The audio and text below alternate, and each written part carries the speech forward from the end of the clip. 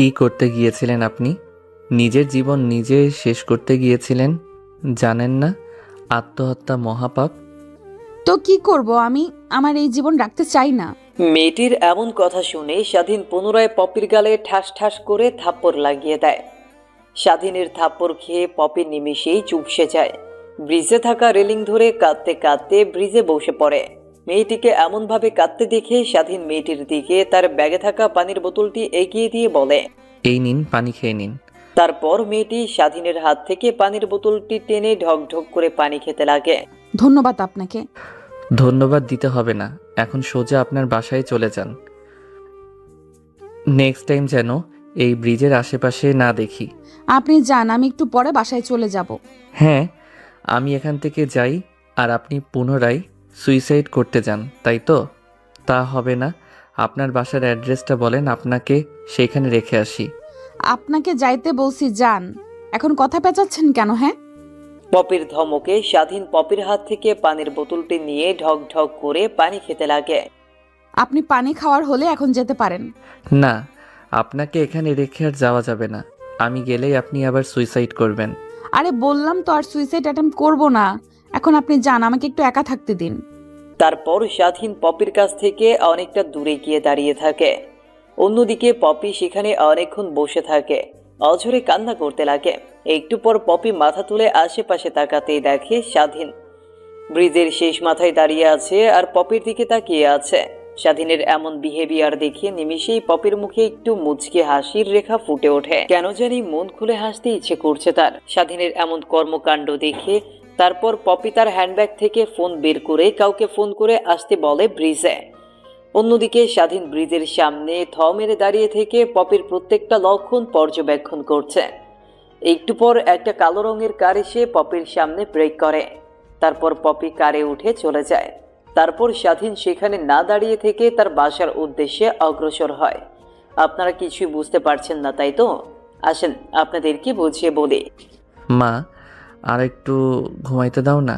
Interview তো সেই সকাল 10টা থেকে। হারামজাদা, ঘড়ির দিকে একবার তাকিয়ে দেখ কয়টা বাজে। তারপর স্বাধীন তার পাশে থাকা ফোনটা পাওয়ার অন করে দেখে সকাল 9টা বেজে গেছে। 9টা বাজতে দেখে স্বাধীন চিল্লানি দিয়ে খাট থেকে উঠে তার মাকে উদ্দেশ্য করে বলে, মা, আর একটু আগে আমাকে ডাকবে না? এখন আর ডাকতে? তারপর স্বাধীন তড়ি ঘড়ি করে শোয়া থেকে উঠে টিউবওয়েল পাড়ে গিয়ে ফ্রেশ হয়ে রুমে এসে একটু পরিপাটি হয়ে ইন্টারভিউ দেওয়ার জন্য অফিসের উদ্দেশ্যে বেরিয়ে পড়ে। না মা, হাতে সময় নেই, জ্বলতে যেতে হবে। 10টা থেকে আবার ইন্টারভিউ শুরু হবে। তারপর সেইখানে আর এক মুহূর্ত দাঁড়িয়ে না থেকে স্বাধীন অফিসের উদ্দেশ্যে বেরিয়ে পড়ে। এদিকে বাসার বাইরে এসে অনেকক্ষণ অপেক্ষা করার পরও কোনো রিক্সা পাচ্ছে না যে যাবে।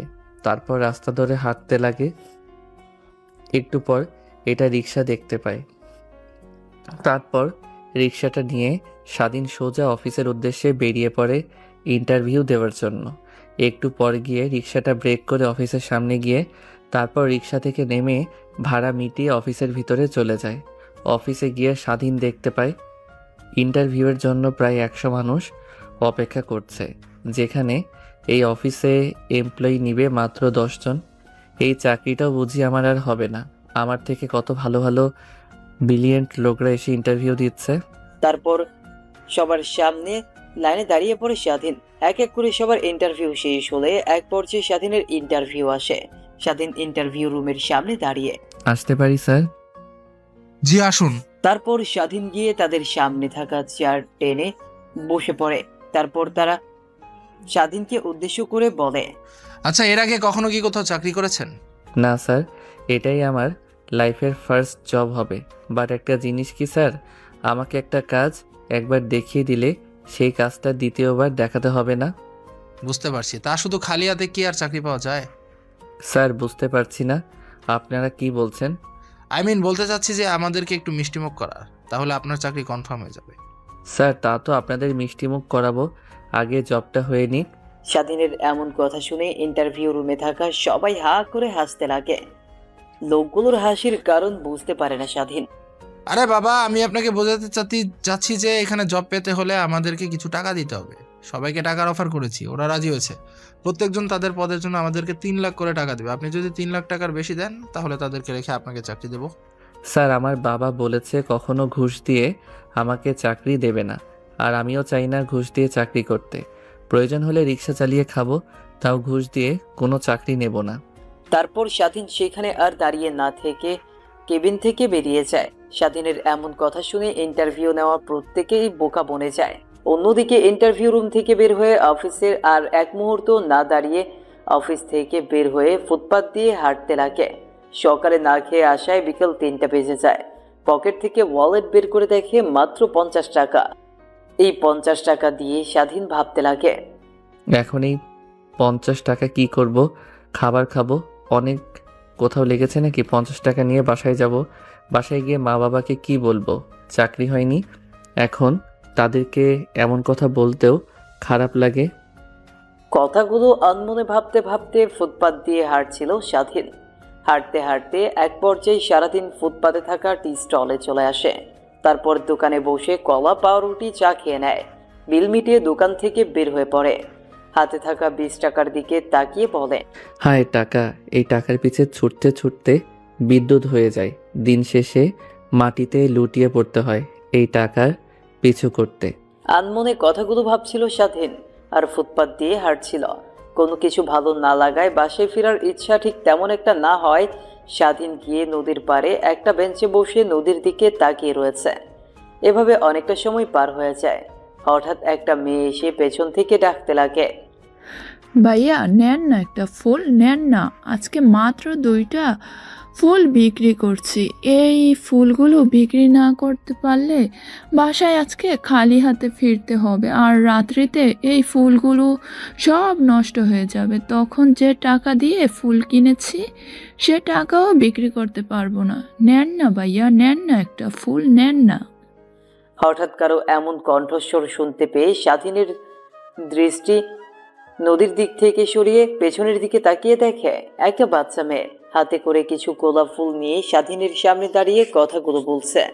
স্বাধীন নিজেও বুঝতে পারে না মেয়েটিকে কি বলবে। নিজের কাছেও তেমন একটা টাকা নাই, মাত্র 20 টাকা আছে। তারপরেও মেয়েটিকে তার পাশে বসায়। দেখো আপুমনি, আমার কাছে অত টাকা নেই যে তোমাকে দেব, কিন্তু এই নাও 20 টাকা। জানি এই টাকা দিয়ে তোমার কিছুই হবে না, বাট রাখো। প্যান্টের পকেট থেকে ওয়ালেটটি বের করে 20 টাকা মেয়েটির দিকে এগিয়ে দিয়ে বলে কথাগুলো স্বাধীন। এই নাও ভাইয়া 2টা ফুল, একটা বউ 10 টাকা করে বিক্রি করি, সেখান তো 20 টাকা দিয়েছে। এই নাও 2টা ফুল। 2টা ফুল স্বাধীনের দিকে এগিয়ে দিয়ে কথাগুলো বলে ফুলি। গোমরা মুখটাই যেন হাসির আলোতে পূর্ণিমার মতো জলজল করে। যদি নিজের আনন্দ দেখতে চাও তাহলে রাস্তার পাশে পড়ে থাকা মানুষদেরকে সাহায্য করো। যদি নিজের মধ্যেই মনুষ্যত্ব খুঁজে না পাও তাহলে রাস্তার পাশের মানুষদের দিকে তাকাও। যদি নিজের বাঁচার বিন্দুমাত্র আগ্রহ কমে যায় তাহলে রাস্তার পাশের মানুষদের দিকে তাকাও। তাহলেই বুঝতে পারবে তুমি তাদের থেকে কতটা ভালো স্থানে আছো। কি ভাইয়া, কি ভাবছো? ফুলগুলো না? না, আমার ফোন লাগবে না। আমার প্রিয় মানুষও নেই যাকে ফুল দেব। তারপর স্বাধীন বালতির ভেতর থেকে 2টা ফুল নিয়ে পুনরায় মেয়েটিকে অর্থাৎ ফুলিকে হাঁটু গেড়ে প্রপোজ করে বলে, আমার কিউট আপুটির জন্য 2টা ফুল। জানি আমার আপনার কাছে ফুলের সৌন্দর্য বড়ই ম্রিয়মান। তারপর স্বাধীন আর ফুল বিক্রি করা ফুলি মেয়েটি দুজনে মিলে নদীর পাশে থাকা টেবিলে বসে অনেকক্ষণ ধরে কথা বলতে লাগে। আচ্ছা আপু, তোমার বাসায় কে কে আছে? আসলে ভাইয়া আমার বাসায় তেমন কেউ নাই, শুধু মা আর আমি। আর মার মুখ থেকে শুনেছি বাবা নাকি অনেক আগেই মারা গেছে। আচ্ছা আপুমনি, তুমি পড়ালেখা করো না? হ্যাঁ ভাইয়া, লেখাপড়া করতাম, বাট প্রায় 1 বছর ধরে লেখাপড়া করি না। মা বাসায় বাসায় গিয়ে কাজ করতো আর আমি স্কুলে থাকতাম। কিন্তু হঠাৎ করে একদিন বাসায় এসে দেখি মা হওয়া ধরে কান্না করছে। আমি তার কাছে যেতেই আমাকে ধরে সে কান্না করে। এরপর থেকেই শুধু অসুস্থ হয়ে ঘরের ভেতরে থাকে। আমি কিচ্ছু বসতে না পেরে বস্তিতে থাকা এক ভাইয়ার সাহায্য নিয়ে এই ফুল কিনে বিক্রি করতে লাগে। তোমার মতো অনেক ভাইয়ারা আছে, আমাকে অনেক টাকা দিত, কিন্তু আজকে কোনো ভাইয়া আমাকে টাকা দেয়নি। এর কারণে অনেক মন খারাপ। বাসায় যেতে হবে, বাসায় একটু খাবারও নেই। তাহলে ভাইয়া তুমি এখানে বসে থেকে মনোমুগ্ধকর পরিবেশ উপভোগ করো, আমি তাহলে আসি, পরে না হয় আবার দেখা হবে।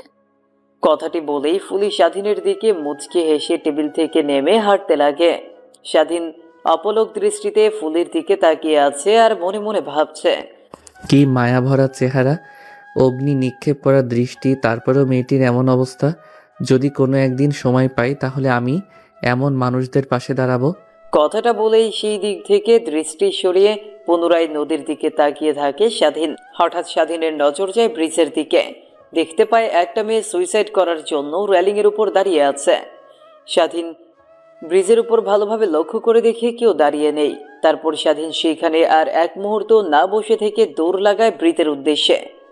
একটু পর ব্রিজের কাছে এসে মেয়েটিকে রেলিং থেকে নামিয়ে ঠাস ঠাস করে থাপ্পড় লাগিয়ে দেয় স্বাধীন। তারপর কি হলো তা তো আপনারা জেনেই গেছেন। স্বাধীন রাস্তা দিয়ে হাঁটছিল আর আজকের দিনে ঘটে যাওয়া সব বিষয়গুলো ভাবতে লাগে। এভাবেই কেটে যায় অনেকটা সময়। বিকেল পেরিয়ে রাত হয়ে যায়। স্বাধীনের বাসা থেকে এখনো অনেকটা দূরে রয়েছে সে। ফুটপাত দিয়ে হেঁটে যাচ্ছিল, হঠাৎ স্বাধীনকে ঘিরে ফেলে চারদিক থেকে অনেকগুলো ছেলে এসে।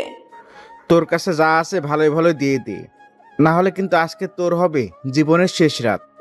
ছেলেগুলোর এমন কথা শুনেই স্বাধীন হা হা করে হাসতে লাগে। ফোনের দিকে ছিনতাইকারী ছেলের গুলো কিছুই বুঝতে পারে না স্বাধীনের বিষয়। তখনই স্বাধীন ছিনতাইকারীদেরকে উদ্দেশ্য করে বলে, আরে আমি এক ফকির, তোরা এসেছিস আমাকে ছিনতাই করতে। এই ফাইলটা ছাড়া আমার কাছে কিছুই নেই, খুঁজে যদি কিছু পাস নিয়ে যা তোরা। ধ্যাত, আজকে বিজনেসটাই শুরু হলো একটা ফকিরকে দিয়ে। যা শালারপু এখান থেকে ভাগ, দ্বিতীয়বারের মতো এখানে যেন না দেখি। স্বাধীন সেখানে আর এক মুহূর্ত না দাঁড়িয়ে থেকে হাঁটতে লাগে বাসার উদ্দেশ্যে। আর আনমনে ভাবে, এই একটা দুনিয়ায় কত রঙের মানুষ দেখব। কেউ আছে নিজের স্বার্থ হাসিলের উদ্দেশ্যে, কেউ আছে নিজের জীবন দিয়ে দিতে, কেউ আছে নিজের জীবনের বিনিময়ে অন্যের জীবন রক্ষা করতে। কথাগুলো ভাবতে ভাবতে পকেট থেকে ফোন বের করে পাওয়ার অন করে দেখে রাত 9টা বেজে গেছে। আশেপাশে ভালো করে তাকিয়ে বোঝার চেষ্টা করে কোথায় আছে। বুঝতে পারে বাসার অনেকটাই কাছে চলে এসেছে সে। আপনারা আবার ভাইবেন না, আমাদের নায়কের কাছে আবার অ্যান্ড্রয়েড ফোন আছে। নোকিয়া একটা ফোন আছে, তাও আজ থেকে 3 বছর। স্বাধীন শেখ বাবা মায়ের একমাত্র সন্তান বললেও চলে। ছোট্ট একটা বোন আছে যার বয়স মাত্র 3 বছর। সারাদিনে বাবার শহরে ছোট্ট একটা মুদিখানার দোকান আছে। স্বাধীনের বাবার শহরে ছোট্ট একটা মুদিখানার দোকান আছে। সেই দোকান থেকে যা উপার্জন হয় তাতে তাদের সংসার টেনে টুনে চলে যায়। আর স্বাধীনের মা একজন গৃহিণী। দরজায় করাঘাত করতেই স্বাধীনের মা এসে দরজা খুলে দেয়। তারপর স্বাধীনকে উদ্দেশ্য করে বলে, এ বাবা, সেই বের হয়েছে সকাল 9টায়, আর এখন বাসায় ফিরছিস? একবারও কি ঘড়ির দিকে তাকিয়ে দেখেছিস রাত কত হয়েছে? কি খেয়েছিস না খেয়েছিস? আয়, বাড়ির বাহিরে আয়, অমনভাবে দাঁড়িয়ে থাকতে হবে না, ভেতরে। স্বাধীনের মা কথাটি বলতেই স্বাধীন সোজা বাড়ির ভেতরে প্রবেশ করে খাওয়ার টেবিলে চলে যায়। তখন স্বাধীনের মা বলে, কে বাহির থেকে ঘুরে আসলি? যা ফ্রেশ হয়ে আয়, তারপর তুমি খাবার দিও। না মা, অনেক ক্ষুধা লাগছে আমার, খেতে দাও। দিনভর না খেয়ে আছি, বিকালের দিকে চা স্টলে গিয়ে একটা কলার রুটি আর চা খেয়েছি। আচ্ছা বাবা, তুই বল, আমি এক্ষুনি তোর জন্য খাবার নিয়ে আসছি। তারপর স্বাধীন সেখানে বসে পড়ে। একটু পর স্বাধীনের মা খাবার নিয়ে এসে তার মুখের সামনে ধরে। খেয়ে নে বাবা। তা তোর আজকের ইন্টারভিউ কেমন হলো? আর বইল না যে চাকরি করতে চাই, শুধু ঘুষ। আজকে যে কোম্পানিটাতে গিয়েছিলাম সেই কোম্পানির যারা ইন্টারভিউ নিচ্ছে তারা বলল 3 লাখ টাকা ঘুষ দিলে নাকি এই কোম্পানিতে চাকরি হবে। আর আমি কোনোভাবেই ঘুষ দিয়ে চাকরি নিব না, তুমি তা ভালো করে জানো। আমি আমার যোগ্যতাই নেব। দেখ বাবা, এর জন্য এমন মন খারাপ করে আছিস? চাকরি একটা হয়নি আর একটা হবে, আর একটা হয়নি আরেকটা হবে, এভাবে একটা না একটা চাকরি তো হবেই। চাকরি না হলে তোর বাবার মতো আরও একটা মুদিখানার দোকান দিয়ে নি, তাহলেই তো হয়ে যাবে। কথাগুলো স্বাধীনকে ভাত খাইয়ে দিতে দিতে বলে স্বাধীনের মা। স্বাধীন ছোট বাচ্চার মতো পার্টিতে বসে আছে আর ওর মা খাইয়ে দিচ্ছে। স্বাধীনের খাওয়া শেষ হলে ওয়াশরুমে গিয়ে ফ্রেশ হয়ে নেয়। তারপর সোজা স্বাধীন তার রুমে চলে যায়। রুমে গিয়ে স্বাধীন সোজা খাটে গিয়ে শুয়ে পড়ে। রাত অনেক হওয়াতে এপাশ ওপাশ করতে করতে ঘুমিয়ে যায়। এইভাবে কেটে যায় অনেক কয়টা দিন। কিরে বাবা, আর কত পড়বে? এই পড়ালেখা করতে করতে তো নিজের জীবন দিয়ে দিবি। এখন দেখছি যেই লেখাপড়া করে চাকরি নিতে হলে লাখ লাখ টাকা ঘুষ দিতে হয়, সেই লেখাপড়া করার থেকে না করাই ভালো। এছাড়া সে সকল কথা, তোর বাবা সেই সকালে না খেয়ে বাজারে গেছে। খাওয়ার কথা বলতেই বলল যে দুপুরে এসে খাবে। দুপুর গড়িয়ে যাচ্ছে, বাট তোর বাবার আসার কোনো নামগন্ধ নেই। জাদু, তুই বাজারে যা, দোকানে গিয়ে বয় আর তোর বাবাকে বাসায় পাঠিয়ে দে। ওকে মা, আমি এখনই যাচ্ছি। কথাটি বলেই স্বাধীন পড়ার টেবিল থেকে উঠে ওয়ার্ড্রোব থেকে একটা গেঞ্জি আর পরনের লুঙ্গি তো আছেই, সে অবস্থাতেই বাজারে যাওয়ার জন্য বাসা থেকে বের হয়। বাড়ি থেকে বের হয়ে বাজারে যাচ্ছিল রাস্তা দিয়ে হেঁটে হেঁটে। হঠাৎ রাস্তায় স্বাধীন ও তার বন্ধুর সঙ্গে দেখা হয়। কে তুই? তোকে তো এখন আর দেখা যায় না। তার সকাল সকাল বাজার দিকে যাচ্ছিস যে, কোনো কি সমস্যা হয়েছে? আরে না, কোনো সমস্যাই হয়নি। না, তার কোনো সমস্যা হয়নি। তা তুই কোথায় যাচ্ছিস ওই দিকে? আরে আমি তো তোর কাছে যাচ্ছিলাম, বাট দেখ তোর সঙ্গে দেখা হয়ে গেল। এখন আর তোর বাসায় যাব না, বাজার দিকে যাই। চল। তারপর দুজন মিলে বাজারের দিকে অগ্রসর হয়। রাস্তায় হঠাৎ স্বাধীন সজীবকে প্রশ্ন করে। তোকে যে বলেছিলাম তোর কোম্পানিতে কখনো যদি সার্কুলার দেয় তখন আমাকে বলিস। হ্যাঁ বলেছিল, আমি তো সেই অপেক্ষা আছি কখন সার্কুলার দেবে। বেশ কিছুদিন হলো শোনা যাচ্ছে আমাদের অফিসের যে বস আছে তার মেয়ে নাকি অফিসের দায়িত্ব নেবে। তখন হয়তো বা নতুন বসের জন্য একটা পিও লাগবে। তখন সার্কুলার দিলে তুই যে ইন্টারভিউ দিস। আর তুই তো এও ভালো করে জানিস আমাদের কোম্পানিতে কোনোভাবে ঘুষ কিংবা রেকমেন্ড করলে জব হয় না। তো তুই যদি জব নিতে চাস তাহলে তোর বুদ্ধি আর পরিশ্রম দিয়ে জব নিতে হবে। আমাকে আর সেই কথা বলতে হবে না। আমার সম্পর্কে তো তুই ভালো করে জানিস। স্কুল থেকে কলেজ পর্যন্ত কখনো ফার্স্ট বয় ছাড়া লাস্ট বয় হয়নি। আর যদি হয় ইন্টারভিউর কথা, তাহলে তো তিশার মতো ইন্টারভিউ দিয়েছি। ইন্টারভিউ সম্পর্কে সবকিছু ভালোভাবেই জানি। দুজনে মিলে কথা বলতে বলতে এক পর্যায়ে তারা দুজনে চলে আসে বাজারে। বাজারের পাশে থাকা স্বাধীনের বাবার ছোট্ট একটা মুদিখানার দোকানের সামনে চলে আসে স্বাধীন আর সজীব। তখনই স্বাধীন তার বাবাকে বলল। বাবা, তুমি এখন বাসায় যাও। সেই সকালবেলা এসেছো দোকানে কিছু না খেয়ে, তাই মা তোমাকে বাসায় যাওয়ার জন্য বলল। কিছু খেয়ে না হয় আবার দোকানে চলে এসো। স্বাধীনের বাবা একজন কাস্টমারের সঙ্গে কথা বলছিল। হঠাৎ ছেলের এমন কণ্ঠ শুনতে পেয়ে পেছনের দিকে তাকিয়ে স্বাধীনের কাছে গিয়ে বলে। তোকে কষ্ট করে লেখাপড়া করাইছি দোকানে বসানোর জন্য। তুই বড় একটা কোম্পানিতে চাকরি করবি, এটা আমার স্বপ্ন। যা তুই এখন এখান থেকে।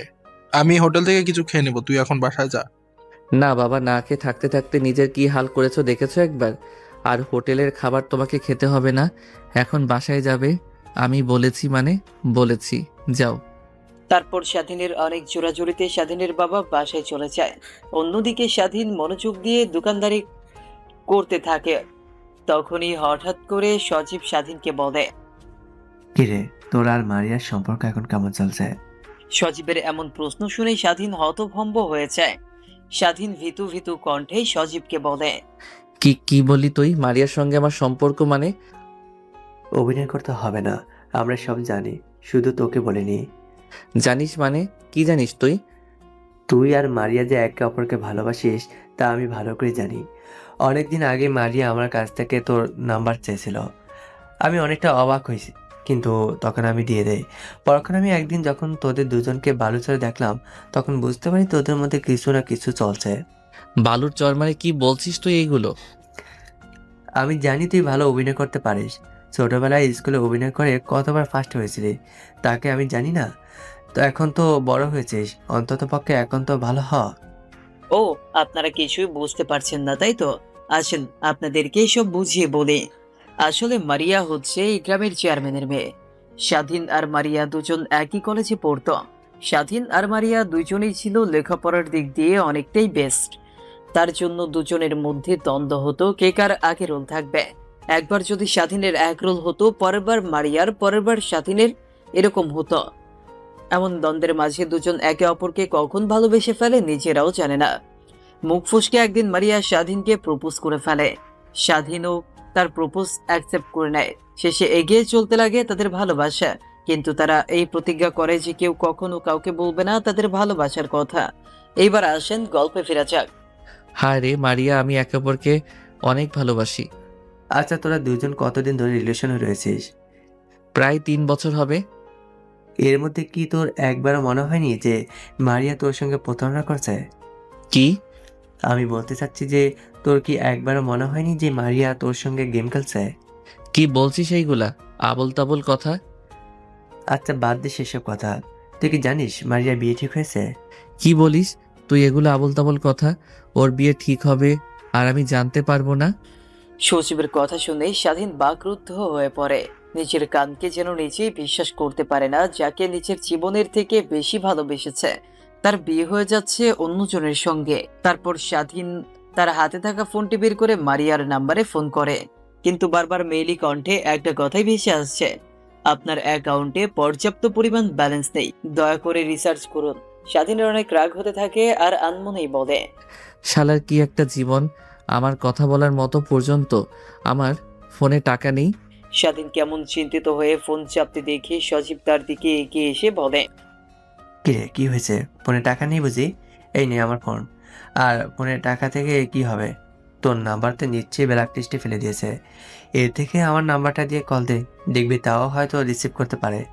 তারপর সজীবের হাত থেকে ফোনটি নিয়ে নাম্বার তুলে কল করে। প্রথমবার ফোন করায় কেউ কল রিসিভ করে না, তৃতীয়বার ফোন করলে কেউ রিসিভ করে, তৃতীয়বারের বার ফোন রিসিভ করে ওই পাশ থেকে মেইলি কণ্ঠ বলে, হ্যালো, কে বলছেন? আর এতবার ফোন দিচ্ছেন কেন? দেখছেন না ফোন ধরছি না, নিশ্চয়ই বিজি আছি। আমি স্বাধীন। ফোনের ওই পাশ থেকে স্বাধীন নামটি শুনে মারিয়া অবাক হয়ে যায়। নাম্বারটি ভালো করে চেক দিয়ে ফোনটা আবার কানের কাছে ধরে বলে, স্বাধীন মানে? আর তোর এই নাম্বার? নাম্বারটা আমার না, সজীবের। আর তুমি আমাকে তুই মুই করে বলছো কেন? ও সরি, তুই করে বলেতে। তো গরিবের বাচ্চা গরিব, তোকে কি বলবো আমি? 3 বেলা তো ঠিক মতো খেতেও পারিস না, 1 বছর ধরে ঘুরছিস চাকরির পেছনে, কিন্তু চাকরিও পাচ্ছিস না। তোকে তুই করে বলবো না তো স্যার বলে ডাকবো? তুমি আজ আমাকে এমন কথা বলতে পারলে? হ্যাঁ, পারবো না কেন? তুই কি এমন যে তোকে তুই করে বলতে পারবো না? আমি তোমার কি হই তুমি জানো? দেখ, যা হওয়ার হয়ে গেছে। নেক্সট টাইম থেকে আমাকে আর ফোন করবি না। আর হ্যাঁ, একটা কথা, ব্রেকআপ। কথাটি বলে ওই পাশের ফোন কেটে দেয় স্বাধীন। আবারও ওই নম্বরে ফোন করে, কিন্তু বারবার একটা কথাই ভেসে আসছে, আপনার কাঙ্ক্ষিত নাম্বারটি এই মুহূর্তে সংযুক্ত হওয়া সম্ভব হচ্ছে না। স্বাধীন থ মেরে সেখানে দাঁড়িয়ে আছে, যেন সে একটা ঘোরের ভেতরে আছে। সময় ফুরিয়ে গেলে ঘোরও ফুরিয়ে যাবে। তখন পাশ থেকে সজীব স্বাধীনকে আশ্বাস দেয়, যা হওয়ার হয়ে গেছে। ওই ছেলে একটা ছলনাময়ী, তো ওর কথা আর ভাবিস না। নিজেকে নতুন করে প্রস্তুত কর। ওর সামনে এমনভাবে দাঁড়াবি যাতে ও তোকে দেখে জ্বলে, নিজেও যেন বুঝতে না পারে যে কি হারিয়ে ফেলেছে। সজীবের এমন কথায় স্বাধীন একটু সাহস ফিরে পায়। সজীবের ফোনটা ওর দিকে এগিয়ে দিয়ে বলে, আচ্ছা, তুই বাসায় যাবি? না, বাসায় যাব না। বাসায় গিয়ে কি করব? সেই ঘুমাতে হবে নিশ্চয়ই, কাজ করতে হবে। এর থেকে এখানে বসে আড্ডা দিই দুজন মিলে, তো মনটা একটু ফ্রেশ হবে, আমারও ভালো লাগবে। তারপর স্বাধীন আর মুস্তাফিজুর দুজন মিলে দোকানে বেচাকেনা করতে লাগে আর কথা বলতে লাগে। মুহূর্তের মধ্যেই স্বাধীন যেন ভুলে যায় সবকিছু। স্বাধীন কেমন হাসি খুশি দেখে সজীব পুনরায় বলে, এরকম হাসি খুশি থাকবি সব সময়। তারপর দুজন মিলে আরো অনেকক্ষণ দোকানে বসে থাকে। অনেকক্ষণ পর স্বাধীনের বাবা চলে আসে দোকানে।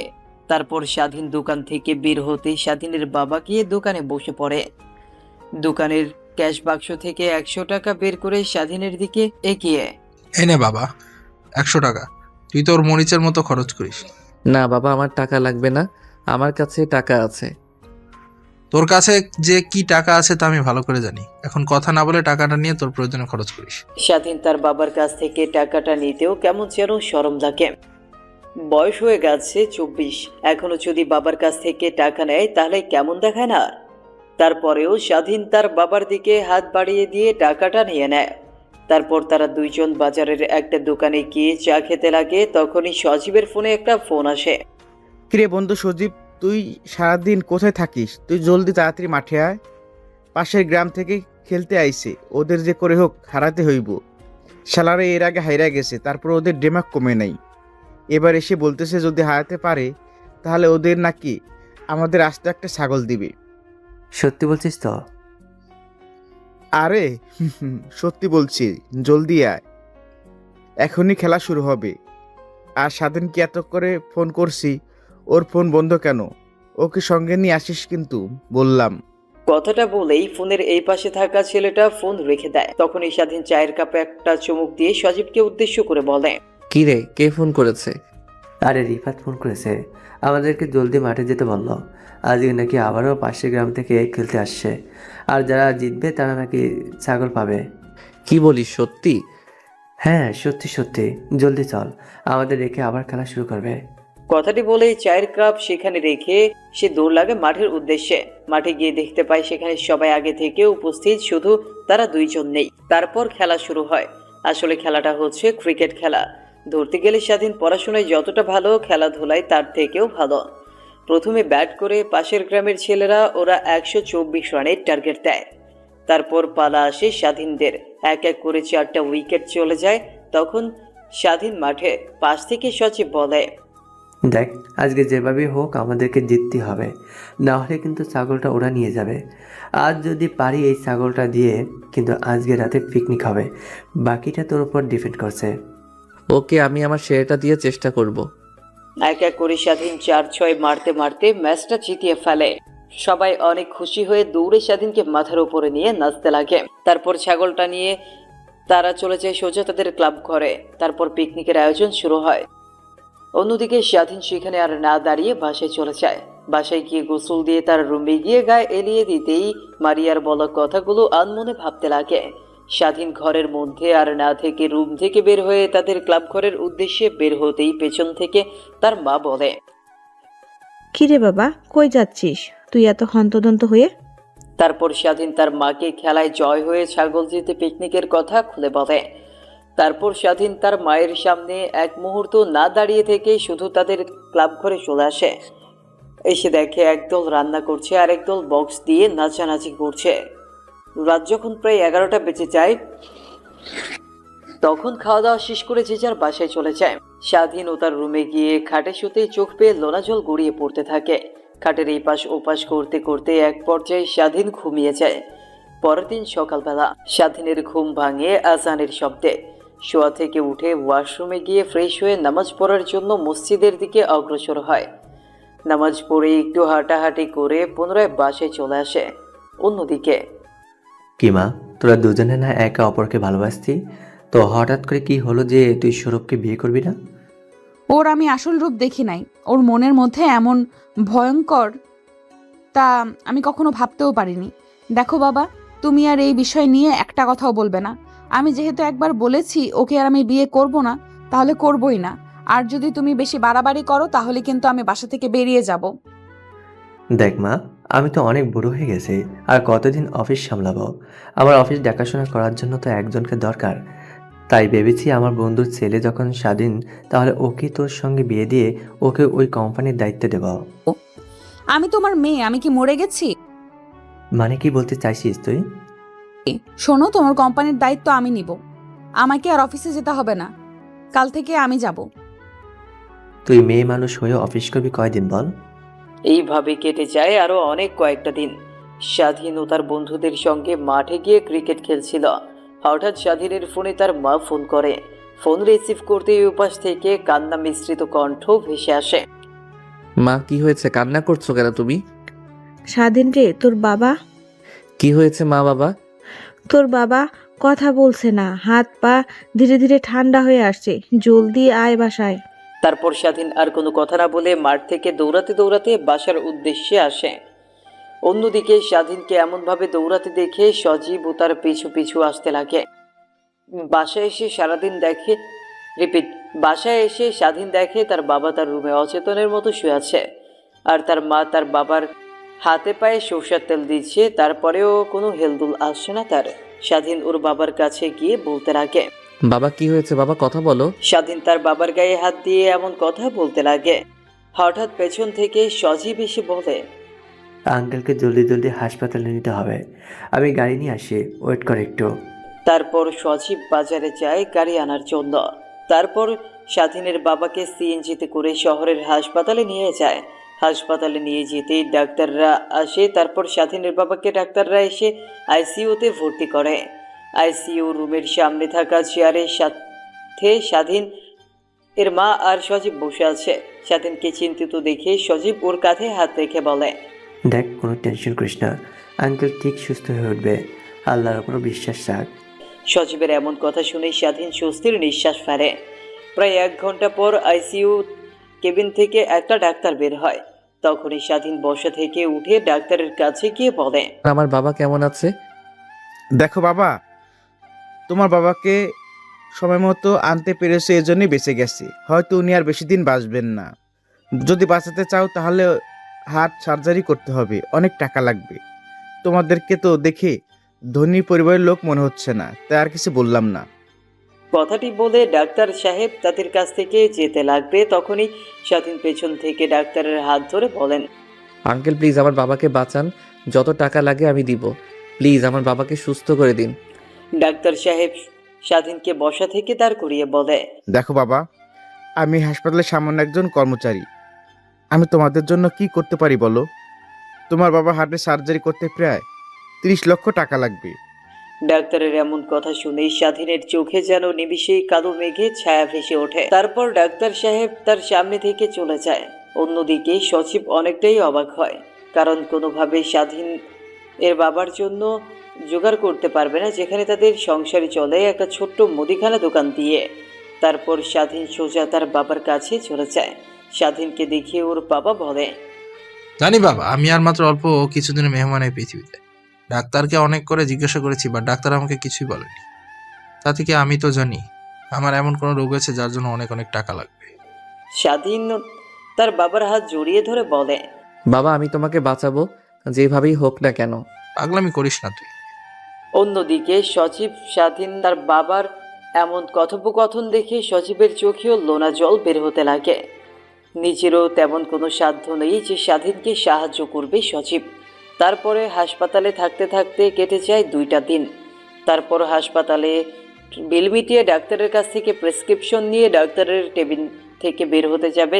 তখনই ডাক্তার স্বাধীনকে উদ্দেশ্য করে বলে, দেখো বাবা, তোমাদেরকে কথাটা কি করে বলি তাও বলতে হবে। তোমার বাবার যদি হার্ট সার্জারি করতে চাও তাহলে 15 দিনের মধ্যে যে করে হোক টাকা ম্যানেজ করতে হবে। ডাক্তারের এমন কথা শুনে স্বাধীন অনেকটাই অবাক হয়। তারপর কেবিন থেকে বের হয়ে স্বাধীন তার বাবাকে নিয়ে বাসার উদ্দেশ্যে রওনা হয়। এভাবেই কেটে যায় প্রায় 1 সপ্তাহ। স্বাধীন প্রত্যেক দিন তার বাবার দোকানে যায়।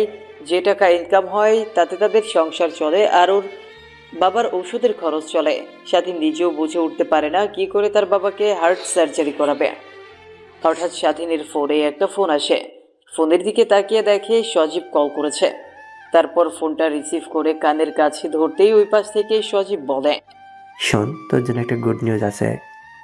এত ব্যাড নিউজের মাঝেও গুড নিউজ শুনতে অনেকটাই হাস্যকর লাগছে না রে? আরে রাখ তো তোর লাগামবিহীন কথা। তুই বলছিলি না তোর একটা জব লাগবে? আমাদের কোম্পানিতে সার্কুলার দিয়েছে, আমাদের বসের মেয়ের পার্সোনাল বিয়ে হওয়ার জন্য কালকে ইন্টারভিউতে আসতে পারবে। স্বাধীন কিছু একটা ভেবে বলে, হ্যাঁ পারবো। তারপর স্বাধীন আর সজীব আরো অনেক কথা বলতে লাগে। অনেকক্ষণ পর ফোন কেটে দিয়ে স্বাধীন ভাবতে লাগে, যদি দোকানটা বিক্রি করি তাহলে প্রায় 2 লাখ টাকার মতো হবে, আর জব ব্যাংকে থেকে কিছু টাকা তুলবো, আর কোম্পানির কাছ থেকে কিছু টাকা অগ্রিম চেয়ে নেব। কথাগুলো আনমনে ভাবতে লাগে স্বাধীন। রাত হয়ে গেলে স্বাধীন দোকান বন্ধ করে ফার্মেসি থেকে তার বাবার জন্য ঔষধ কিনে বাসায় চলে যায়। এভাবেই কেটে যায় রাত। পরের দিন সকালবেলা স্বাধীন ঘুম থেকে উঠে ফ্রেশ হয়ে খাওয়া দাওয়া না করেই বাসা থেকে বের হতে যাবে। অমনি স্বাধীনের মা পেছন থেকে ডাক দিয়ে বলে, কিরে বাবা, কই যাচ্ছিস এত সকাল সকাল, আর হাতে কিসের ফাইল? মা, সজীবদের কোম্পানিতে, সজীবদের কোম্পানির বসের পার্সোনাল পিএ পদে। তো খাবার খেয়েছস? স্বাধীন ঘরের দিকে তাকিয়ে দেখে 9টা বেজে গেছে। তখন তার মাকে উদ্দেশ্য করে বলে, দেখো, আর 9টা বেজে গেছে, আর 10টা থেকে ইন্টারভিউ শুরু হবে। এখন খাবার খেতে নিলে অনেক লেট হয়ে যাবে, এর থেকে আমি ইন্টারভিউ দিয়ে এসে খাবো। স্বাধীন তার মাকে কথাটি বলে আর এক মুহূর্ত বাসার ভেতরে না দাঁড়িয়ে ইন্টারভিউ দেওয়ার জন্য বেরিয়ে পড়ে। প্যান্টের পকেটে হাত দিয়ে দেখে মাত্র 50 টাকা আছে। তারপর একটা রিকশায় করে সোজা অফিসের সামনে চলে আসে। গেটের সামনে আসতেই দারোয়ান বলে, কি চাই? এমনভাবে অফিসের দিকে ড্যাব ড্যাব করে তাকিয়ে আছেন কেন? আঙ্কেল, আজকে নাকি এই কোম্পানিতে বসের পার্সোনাল দিয়ে পদে ইন্টারভিউ নেবে, তো আমি ইন্টারভিউ দিতে আসছি। ও আচ্ছা, তাহলে ভিতরে যাও। ভিতরে গিয়ে দেখতে পারবে ওয়েটিং রুমে অনেকে বসে আছে, তুমি ওর সঙ্গে গিয়ে বসে পড়ো। একটু পর থেকে ম্যাম ইন্টারভিউ নেওয়া শুরু করবে। কেন, আপনার ম্যাম এখনো আসেনি? না ম্যাম, সাহেব তো এখন আসেনি। উনি এমনিতে সচরাচর লেট করে না, বাট আজকে লেট করলো কেন নিজেও জানি না। অন্যদিকে পপি তার বাবাকে অনেকভাবে বোঝানোর চেষ্টা করে যে কোনোভাবেই সে সৌরভকে বিয়ে করতে পারবে না। পপির বাবা তার কথাতেই অটুট। তোদের বিয়ে আমরা সেই ছোট থেকে ঠিক করেছি, তুই তো সেটা জানিস। আমার বন্ধুকে দেওয়া কথা আমি কখনই বরখাফি করতে পারবো না। তোমার বন্ধুকে দিয়েছো, কথা বলো, খারাপ করতে পারবে না। তাই বলে কি আমার কোনো মতামত নেই? নিজের ভালো আমি নিজে বুঝতে জানি। পপির এমন কথা শুনে পপির বাবার বুকে হাত দিয়ে মাটিতে বসে পড়ে। পপি পেছন ফিরে তার বাবাকে এমন অবস্থায় দেখে দৌড়ে গিয়ে তার বাবাকে বলে, বাবা কি হয়েছে তোমার? এমন করছো কেন? পপির বাবা পপির হাত ওনার বুক থেকে সরিয়ে নেয়। তারপর পপি বাইরে থাকা কাজের ছেলেপেলেদেরকে ডাক দিয়ে তার বাবাকে নিয়ে হাসপাতালে চলে যায়। হাসপাতালে নিয়ে যাওয়ার পর ডাক্তাররা পপির বাবাকে আইসিইউতে ভর্তি করে। অনেকক্ষণ পর ডাক্তার কেবিন থেকে বের হলে পপি ডাক্তারের কাছে গিয়ে বলে, আঙ্কেল, আমার বাবার কি হয়েছে? মামনি, তোমার বাবা স্ট্রোক করতে নিয়ে এসেছিল, বাট অল্পের জন্য বেঁচে গেছে। ওনাকে এমন কোনো কথা বলো না যাতে উনি অনেক কষ্ট পায়। ডাক্তার কথাটি বলেই চলে যায়। অন্যদিকে পপি নিজেও জানে না কি করবে এখন। জেনে শুনে তো কখনো ভুল মানুষকে বিয়ে করা যায় না, আবার বাবার কথার ওপরেও কথা বলতে পারছে না। পপি যেন দোটানায় ভুগছে। তারপর পপি সোজা তার বাবার কেবিনে ঢুকে পড়ে। পপিকে দেখে তার বাবা অন্য পাশে মুখ ঘুরিয়ে নেয়। তারপর পপি তার বাবার পাশে গিয়ে চেয়ারে বসে তার বাবার হাত চেপে ধরে বলে, বাবা, আমি জানি তুমি কখনো আমার খারাপ চাইবে না। তুমি নিজেও জানো সৌরভ কত খারাপ একটা ছেলে। সৌরভ আমাকে ফোন করে সব কথা খুলে বলেছে, তোর আর ওর মধ্যে যে ভুল বোঝাবুঝি হয়েছে। পপির আর বোঝার বাকি রইল না যে সৌরভ আগে থেকেই তার বাবাকে ভুল বুঝিয়ে রেখেছে। এখন হাজারবার তার বাবাকে বোঝালেও তার বাবা বুঝতে চেষ্টা করবে না। তখনই পপি তার বাবাকে বলে, বাবা, আমি অন্য আরেকজনকে ভালোবাসি, আর ওকে আমি অনেক আগে থেকেই ভালোবাসি। তোমার মন রক্ষার্থে আমি সৌরভকে ভালোবাসি কথাটা বলেছিলাম। পপির মুখ থেকে এমন কথা শুনে পপির বাবা অবাক হয়ে যায়। পপির দিকে বড় বড় চোখ করে তাকিয়ে বলে, ছেলেটাকে কি করে, ওর বাবা কি করে, ওর বংশীয় পরিচয়টাই বানকে।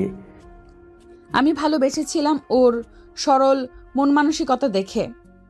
ওর বংশ পরিচয় কি করে কিছুই জানি না।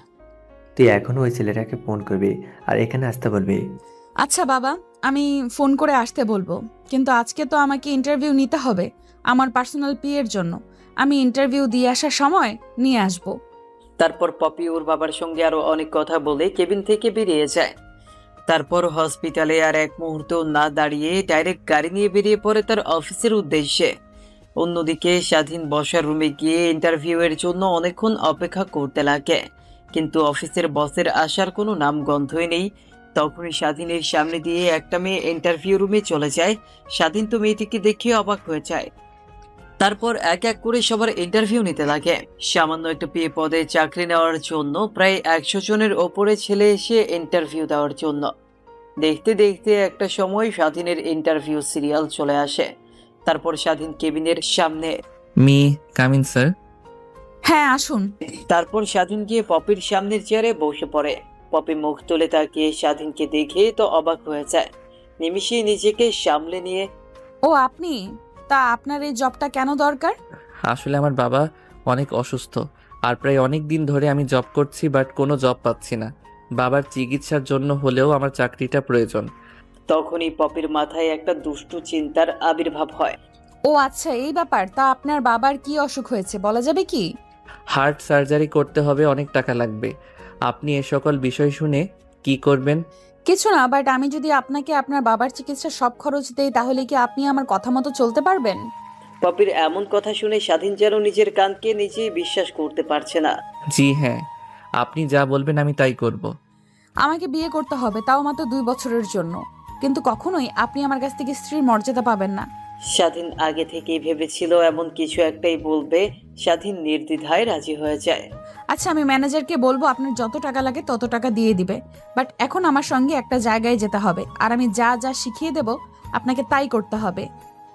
কথাটি বলে পপি পিয়নকে ডাক দেয়। মা ডেকেছো? হাট দেখেছি, 2 বছরের একটা এগ্রিমেন্ট নিয়ে আসেন, আর সেইটাতে যেন উল্লেখ থাকে বিয়ের কথা। কি বলছো মা, বুঝতে পারেননি। 2 বছরের একটা এগ্রিমেন্ট নিয়ে আসেন যেখানে বিয়ের কথা উল্লেখ থাকবে। আর হ্যাঁ, আর একটা কথা, এটা যেন বাবা কোনোভাবে জানতে না পারে। আচ্ছা মা।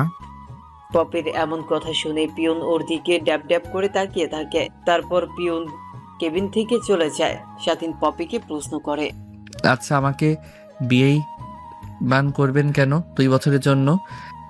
পপি ল্যাপটপে কাজ করছিল। হঠাৎ এমন প্রশ্ন শুনে স্বাধীনের দিকে এর রাগী দৃষ্টিতে তাকিয়ে বলে, আপনি শোনেন, আজকে যা বলেন এরপর থেকে কখনোই আমাকে আমার পার্সোনাল লাইফ নিয়ে প্রশ্ন করবেন না। ধরতে গেলে আমি আপনার বাবার চিকিৎসার বিনিময়ে আপনাকে 2 বছরের জন্য কিনে নিচ্ছি। আমি যখন যা বলবো তখন তাই করবেন, আর আমার কথার বাইরে একটা কথাও বলবেন না। কথাটি বলে পুনরায় পপি মনোযোগ দেয় তার ল্যাপটপে কাজ করার দিকে। একটু পর পিয়ন হাতে করে একটা এগ্রিমেন্ট নিয়ে আসে।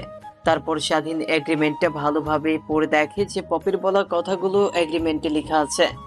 তারপর স্বাধীন এগ্রিমেন্টে সই করে দেয়। তখনই পিয়ন পপিকে উদ্দেশ্য করে বলে, আচ্ছা মা, বাইরে থাকা ছেলেটাকে এখন কি করব? ওদেরকে বলেন আমার পার্সোনাল পিএ পেয়ে গেছি, এখন ওনারা যেতে পারে। কথাটি বলে পুনরায় পপি মনোযোগ দেয় ল্যাপটপের উদ্দেশ্যে। অন্যদিকে পিয়নও বাইরে বের হয়ে সবাইকে চলে যেতে বলে। আর স্বাধীন পপির সামনের চেয়ারে বসে আছে। পপিকে কিছু প্রশ্ন করবে সেই সাহসও হচ্ছে না। এই অল্প কিছুক্ষণেই বুঝে গেছে পপি অনেক রাগী একটা মেয়ে। তারপর স্বাধীন ছোট্ট বাচ্চার মতো সেইখানে বসে আছে। কাজের ফাঁকে ফাঁকে এক পলক করে পপি স্বাধীনকে দেখে আর মুচকি মুচকি হাসে। স্বাধীনের ওইদিকে কোনো ভ্রুক্ষেপে নেই। অনেকটা সময় পার হয়ে যাওয়ার পর পপি ওর কেবিন থেকে উঠে টেবিলের ওপরে থাকা কফির মগটা হাতে নিয়ে এক চুমুক দিয়ে জানলা দিয়ে বাইরে তাকিয়ে স্বাধীনকে উদ্দেশ্য করে বলে, এই পৃথিবীতে কতই না আজব মানুষ আছে, তাই না? যাদের কখনো চেহারা দেখে বিবেচনা করা যায় না। আর মানুষও এই পৃথিবীতে জন্ম নিলে এমন মানুষের সঙ্গে অনেকবার দেখা হয়, শুধু তার চেহারাটা মনে রাখতে হয়। মনোযোগ দিয়ে স্বাধীন পপির বলা কথাগুলো শুনছে।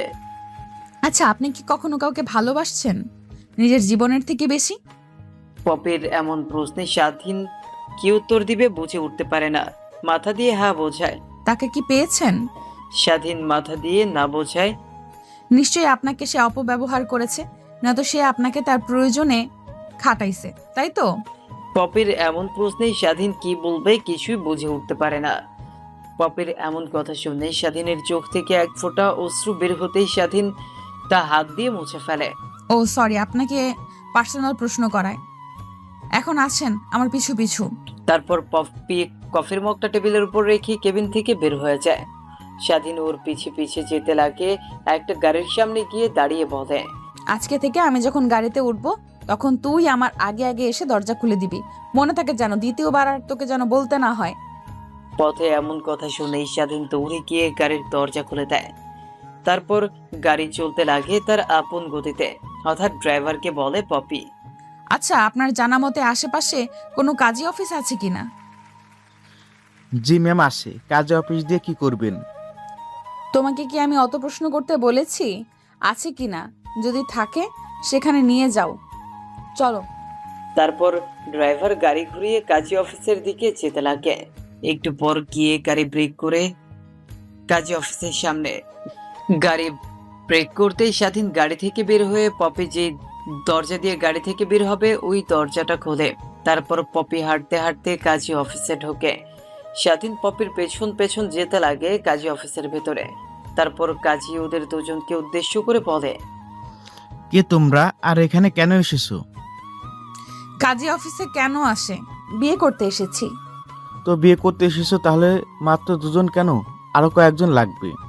তোমার পক্ষ থেকে দুজন সাক্ষী আর ছেলের পক্ষ থেকে দুজন সাক্ষী, এছাড়া কোনোভাবে বিয়ে পড়ানো সম্ভব না। যত টাকা লাগে আমি দিব, আপনি বিয়ে পড়ান। দেখো মা, এইভাবে তো টাকার কথা উল্লেখ হচ্ছে না। বিয়ে পড়াতে গেলে সাক্ষী লাগে আর ওদের সই লাগে। তারপর পপি কাজীর সঙ্গে বেশি কথা না বলে কাজী অফিসের বাইরে এসে দেখে অনেক মানুষ দাঁড়িয়ে আছে। তারপর তাদেরকে টাকার লোভ দেখালে তারা বিয়েতে সাক্ষী হওয়ার জন্য রাজি হয়। পুনরায় পপি কাজী অফিসে প্রবেশ করে। তারপর কাজী সাহেব পপি আর স্বাধীনের বিয়ে পড়াতে লাগে। এভাবেই শেষ হয় তাদের বিয়ের পর্ব। তারপর কাজীকে টাকা মিটিয়ে কাবিননামার একটা ফটোকপি নিয়ে কাজী অফিস থেকে বের হয়ে যায়। গাড়ির সামনে আসতেই সারাদিন দৌড়ে এসে গাড়ির দরজা খুলে দেয়। তারপর স্বাধীন গিয়ে গাড়িতে বসে পড়ে। তখন ড্রাইভার পুনরায় পপিকে বলে, আচ্ছা ম্যাম, এখন কোথায় যাবেন? হসপিটালে যাব। আর বাবা যেন কোনোভাবেই জানতে না পারে আমি ওই ছেলেটাকে জোর করে বিয়ে করেছি, টাকার প্রলোভন দেখিয়ে। যদি জানতে পারে তো চাকরি তো শেষ করবেই, পাশাপাশি তোকেও শেষ করে ফেলবো। পপি এমন কথা শুনে ড্রাইভার শুকনো ঢোক গেলে। তারপর ড্রাইভার মনোযোগ দিয়ে গাড়ি চালাতে লাগে। একটু বড় গাড়ি এসে থামে একটা হাসপাতালে। স্বাধীন হাসপাতালটা দেখে অবাক হয়, কারণ এর আগে স্বাধীন তার বাবাকে এই হাসপাতালটাতেই নিয়ে এসেছিল। তারপর স্বাধীন গাড়ি থেকে নেমে যেদিক দিয়ে বের হবে ওই দরজাটা খুলে দেয়। পপি যেতে লাগে আগে আগে, আর স্বাধীন পপির পিছু পিছু হাসপাতালে প্রবেশ করে। পপি ওর বাবার কেবিনের সামনে গিয়ে স্বাধীনকে উদ্দেশ্য করে বলে, এখন যেমন চুপচাপ ছিলি তা এখন আর থাকা যাবে না। আমার সঙ্গে হাসি খুশি ভাবে কথা বলবি, আর তোকেও আমি হাসি খুশি ভাবে কথা বলবো। কিন্তু খবরদার কোনোভাবে যেন আমার উপর তুই স্বামীর অধিকার যেন না খাটাস বাবার সামনে। স্বাধীন মাথা দিয়ে হ্যাঁ বোঝায়। তারপর দরজার কেবিন ধাক্কা দিতে পপির বাবা কেবিনের দরজার দিকে তাকিয়ে দেখে পপির সঙ্গে একটা ছেলে দাঁড়িয়ে আছে। আয় মা, ভেতরে আয়। দরজার সামনে এমনভাবে দাঁড়িয়ে আছিস কেন? আচ্ছা বাবা, তুমি বলেছিলে না আমি কাকে ভালোবাসি আর কাকে বিয়ে করতে চাই? এই সেই ছেলে। আর তুমি জানলে অবাক হবে আমি একে বিয়ে করেছি। কথাটি বলেই পপি ওর বাবার দিকে স্বাধীন আর ওর কাবিননামাটি এগিয়ে দেয়। পপির বাবা পপির হাত থেকে কাবিননামাটা নিয়ে পড়তে লাগে। পপির দিকে একটু রাগের দৃষ্টিতে তাকিয়ে, এখানে বিয়ের তারিখ দেওয়া তো আজকের। হ্যাঁ বাবা, আমরা আজকেই বিয়ে করেছি। বিয়ে করে সোজা তোমার সঙ্গে দেখা করতে নিয়ে এসেছি। তারপর পপির বাবা কেবিন থেকে বের হতে যাবে, অমনি পরিচিতি নিলেই স্বাধীন দৌড়ে এসে তাকে ধরে ফেলে। স্বাধীনের এমন কর্মকাণ্ডে স্বাধীনের বাবা মা অনেক খুশি হয়। তারপর স্বাধীন পপির বাবাকে আধশোয়া হয়ে শুয়ে দিয়ে বলে। তখনই স্বাধীনকে উদ্দেশ্য করে পপির বাবা বলে, তা বাবা, তোমার নাম কি? আঙ্কেল, আমার নাম মোহাম্মদ স্বাধীন শেখ। তো বাবা, এখন তুমি কি করছো? স্বাধীন থতমত খেয়ে যায়। এমন প্রশ্নে কি বলবে? পপির দিকে তাকাতেই পপি ওর বাবার দিকে উদ্দেশ্য করে, ওই আমার কোম্পানিতে জব করেন। কই, এর আগে তো কখনো একে আমাদের কোম্পানি দেখিনি। না মানে বাবা, আমার তো এখন একটা পার্সোনাল পিএর দরকার, তো একে আমি আমার পার্সোনাল পিএ বানিয়েছি। তা ভালো করেছিস তুই। আচ্ছা বাবা, তোমার বাবা মা কি করে?